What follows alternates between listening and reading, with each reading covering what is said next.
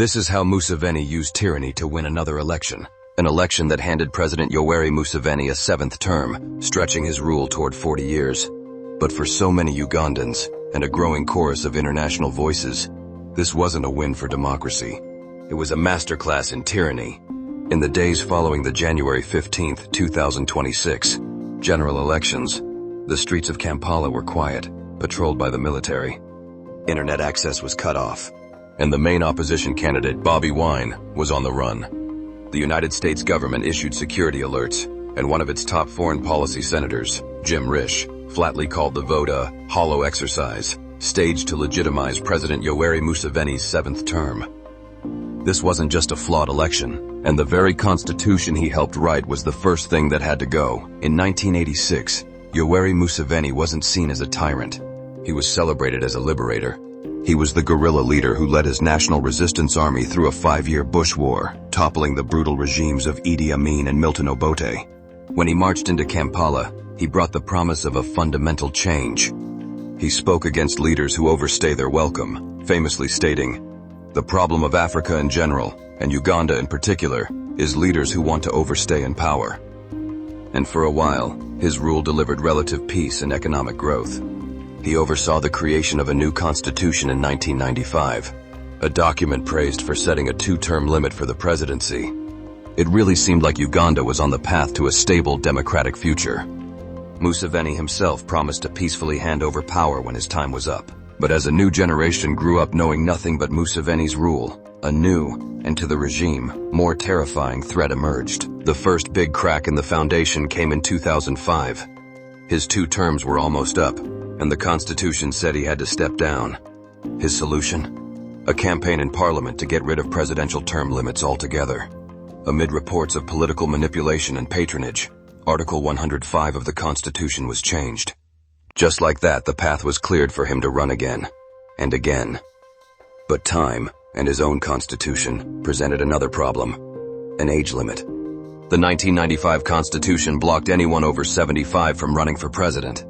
By the time the 2021 election came around, Museveni was in his 70s and facing another barrier. So in 2017, the old playbook was dusted off. The move was deeply unpopular, with polls showing up to 85% of Ugandans were against it. After literal brawls broke out on the floor of Parliament, his party forced through another amendment, scrapping the presidential age limit. The last legal hurdle to a potential life presidency was gone. With the laws changed to allow for endless rule, the next challenge was the opposition. Here, the state developed a brutal, predictable pattern.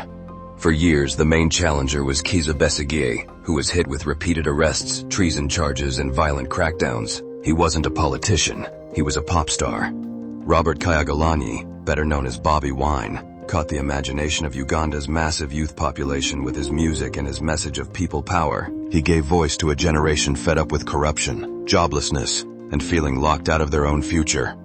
His soaring popularity terrified the regime, and the state's response wasn't political, it was violent. Bobi Wine's journey from musician to parliamentarian and then to presidential candidate was met with a relentless campaign of state harassment. He was arrested more times than you can count. His rallies were met with tear gas and live bullets. His supporters were beaten in the streets.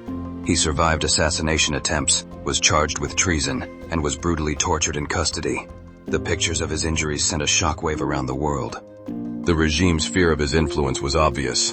In the run-up to the 2026 election, the crackdown became a full-blown security operation targeting one man. The message couldn't be clearer. In Museveni's Uganda, being popular is a crime, and challenging the president is an act of war.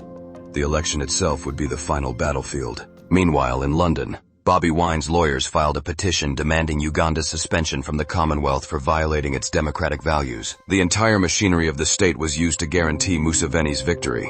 On election day, the internet was shut down to block communication and stop opposition agents from reporting fraud. Bobi Wine himself reported widespread ballot stuffing and the abduction of his party's polling agents. The election felt less like a vote and more like a military operation. A key figure in this operation was General Muhoozi Kainerugaba, Museveni's son and the chief of defense forces. His prominent role highlighted the dynastic ambitions many critics call the Muhoozi Project. Muhoozi, who had previously teased his own presidential run in 2026, became a central figure in the crackdown, posting inflammatory threats against the opposition on social media. In the tense hours after the polls closed, as Museveni was declared the winner with 71.65% of the vote, a military operation zeroed in on Bobi Wine. His home was raided and surrounded. After escaping, Bobi Wine confirmed he was in hiding while his family remained under house arrest. Days later, his legal team reported that his wife, Barbie, had been held at gunpoint and hospitalized during a subsequent violent raid on their home. With the country under a heavy military lockdown and the opposition scattered, General Muhoozi declared the 2026 elections the most peaceful since 1996, claiming security forces had simply dealt with a few troublemakers. In-depth analysis of politics like this is only possible with your support. If you believe in journalism that holds power accountable, please consider subscribing to our channel for more stories like this one. And if you learned something new, hit the like button and share your thoughts on Uganda's future in the comments below. The 2026 election wasn't about a popular mandate. It was the inevitable result of a 40-year project to concentrate all power in the hands of one man. Yoweri Museveni's victory wasn't won at the ballot box. It was secured by dismantling democratic institutions, violently crushing anyone who dared to dissent, and turning politics into a military affair. The regime that once promised fundamental change now dedicates itself to control through violence, abductions, and intimidation. It has, in many ways, become the very thing it fought against. The story of the 2026 election is a grim reminder that the line between liberator and oppressor can be incredibly thin. And it leaves Uganda and the world with a tough, uncertain question. Can a nation, whose identity has been tied to one man for so long, ever truly imagine a future without him?